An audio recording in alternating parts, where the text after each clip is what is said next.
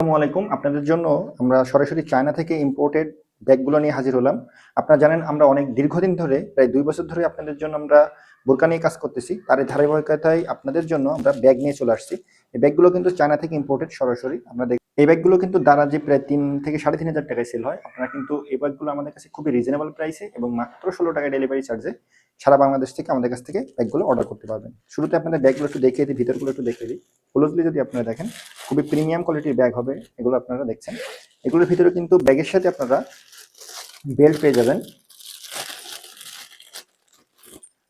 যাবেন, আর সুন্দর একটা কিন্তু টেডি বিয়ারও পেয়ে যাবেন আপনারা এই ব্যাগের সাথে। দেখছেন খুবই প্রিমিয়াম কোয়ালিটির একটা টেডি বিয়ার হবে।